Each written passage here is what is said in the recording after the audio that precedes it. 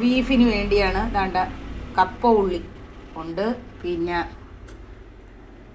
കൊച്ചുള്ളി, പച്ചമുളക്, തക്കാളി, ഇഞ്ചി, വെളുത്തുള്ളി. ഞാൻ പിന്നെ 2 ഉരുളൻകിഴങ്ങ് കൂടി ഇട്ട് കൊടുക്കും കേട്ടോ. അത് ഞാൻ ഇപ്പം അടുത്ത് അരിഞ്ഞ് വെച്ചില്ല. അതൊരു ടേസ്റ്റാണ്. ബീഫിനകത്ത് നമ്മൾ കറി വെച്ചിട്ട് 2 ഉരുളൻകിഴങ്ങൊക്കെ ഇട്ടിട്ട് ചോറിൻ്റെ കൂടെ തിന്നാൻ എനിക്കിഷ്ടമാണ്. ബീഫിൻ്റെ കൂടെ ഇടണമെന്നില്ല കേട്ടോ, നമുക്ക് ഒരു ടേസ്റ്റ് ഉണ്ട് ആ ഉരുളൻകിഴങ്ങിന് ഇട്ട്. അങ്ങനെ ഇട്ട് വേണമെങ്കിൽ നിങ്ങൾക്ക് കഴിക്കാം കേട്ടോ. ഞാൻ എന്തായാലും 2 ഉരുളൻകിഴങ്ങ് ഇടും.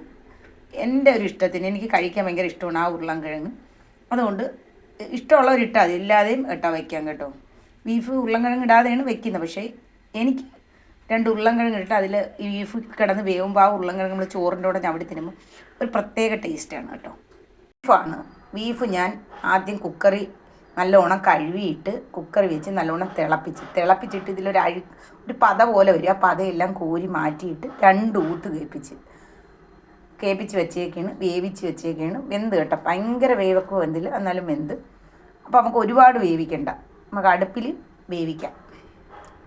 ബീഫ് കൂട്ടാൻ വയ്ക്കാം. നമുക്ക് ഇത്രയും വേവിച്ച് വെച്ചേക്കെന്ന് വെച്ചാൽ ഇത് തിളയ്ക്കുമ്പോൾ ഒരു സൈസ് അഴുക്ക് പോലെ ഒരു വരും. അപ്പോൾ അത് നമുക്ക് കോരിക്കളഞ്ഞാൽ അത് നമുക്ക് വലുതായിട്ട് എനിക്ക് തോന്നുന്നു അലർജി ഉള്ളവർക്കൊന്നും വലിയ പ്രശ്നം ഉണ്ടാകത്തില്ല കേട്ടോ. നമുക്ക് കടുക് ഇട്ട് കൊടുക്കാം കേട്ടോ. കടുക് പൊട്ടട്ടെ. കടുക് പൊട്ടുന്നു. ഇഞ്ചി വെളുത്തുള്ളി ഒന്ന് മൂക്കട്ടെ. ഇഞ്ചിയും വെളുത്തുള്ളി മൂക്കട്ടെ.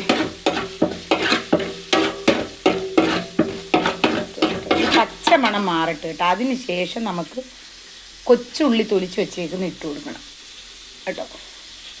ഉള്ളി ഇട്ട് കൊടുക്കാം. അത് ഇളക്കി ഒന്ന് വാടി വന്നതിന് ശേഷം ഈ വലിയ ഉള്ളി ഇട്ട് കൊടുക്കാം, വരിഞ്ഞ് വെച്ചേക്കുന്ന കേട്ടോ. മീൻ പൊരിഞ്ഞുകൊണ്ടിരിക്കുകയാണ്. ഇന്ന് ഒരു കഷ്ണമേ ഉള്ളത്, അമ്മയ്ക്കാണ് കേട്ടോ. അത് ഉള്ളി നല്ലോണം വാടട്ട് നമ്മൾ കപ്പ ഉള്ളിയും കൂടി ഇട്ട് കൊടുത്തിട്ടുണ്ട് കേട്ടോ. ഉരുളൻകിഴങ്ങും ഇതിൻ്റെ കൂടെ ഇടാനാണ്, നമുക്കിടാം. 2 ഉരുളൻകിഴങ്ങും തക്കാളിയും കൂടി ഇതിൻ്റെ കൂടെ ഇടാം. ഇളക്കാം കേട്ടോ, ഒന്ന് ഇളക്കാം. ഉള്ളി കണ്ട നല്ലോണം വാടി, കൊച്ചുള്ളിയും കപ്പ ഉള്ളിയും നല്ലോണം വാടി. നമുക്ക് മഞ്ഞൾപ്പൊടി ഇട്ട് കൊടുക്കാം. 1 കരണ്ടി, 2 കരണ്ടി, ഒരു 2.5 കരണ്ടി മല്ലിപ്പൊടി ഇട്ട് കൊടുത്ത് ഒരു 3 കരണ്ടി, വലിയ 3 കരണ്ടി മുളക് പൊടി ഇട്ട് കൊടുക്കുക. എരിയുള്ളതാണ്. പിന്നെ എരിയില്ലെങ്കിൽ നമുക്ക് ഇട്ട് കൊടുക്കാം കേട്ടോ, വേണം. അതിന് ശേഷം നമുക്ക് മഞ്ഞൾപ്പൊടി ഇട്ട് കൊടുക്കാം. ഉലുവാപ്പൊടി 1/4 സ്പൂൺ മതി കേട്ടോ. ഉലുവാപ്പൊടി, മസാല ഇച്ചിരി കൂടി ഇട്ട് കൊടുക്കാം കേട്ടോ, ചെറിയ സ്പൂണല്ലേ.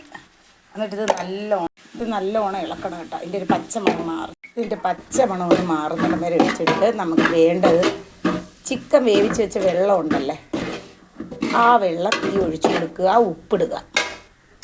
ആ ചിക്കൻ വേവിച്ച വെള്ളമാണ് നമുക്ക് ഒഴിച്ചു കൊടുക്കാം. എന്നിട്ട് ഉപ്പും കൂടി ഇടണം കേട്ടോ. ഉപ്പും കൂടി ഇട്ടിട്ട് ഒന്ന് തിളച്ചതിന് ശേഷം നമുക്ക് ബീഫ് വേവിച്ച് ചെയ്യണം കേട്ടോ. ബീഫ് കുറച്ച് കഴിഞ്ഞിട്ട് ഇട്ട് കൊടുത്താൽ മതി. ഒന്ന് ഉപ്പും കൂടി ഇടാം. ഉപ്പിട്ട് കൊടുത്തിട്ടുണ്ട്. ഒന്ന് ഇളക്കുക കേട്ടോ. തിളക്കട്ടെ. ബീഫും കൂടി ഒന്ന് തട്ടി കൊടുക്കാം. ഓക്കെ, എന്നിട്ട് അടച്ച് വെച്ച് നല്ലതുപോലെ വേവിക്കാം. തീ കുറച്ചിട്ടാൽ മതി. അതവിടെ കിടന്നങ്ങ് വെന്തോളും. വെന്ത് പറ്റി നമുക്ക് എടുക്കാം കേട്ടോ.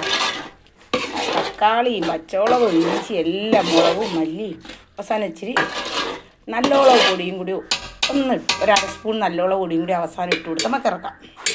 നമ്മുടെ ഇറച്ചി ഇങ്ങനെ ബീഫ് ഇങ്ങനെ വെന്തുകൊണ്ടിരിക്കുകയാണ്. പറ്റട്ടെ, എല്ലാം വെന്ത് വരട്ടെ. ഉപ്പും എല്ലാം മസാലയൊക്കെ പിടിക്കട്ടെ. ബീഫ് റെഡി ആയിട്ടുണ്ട്.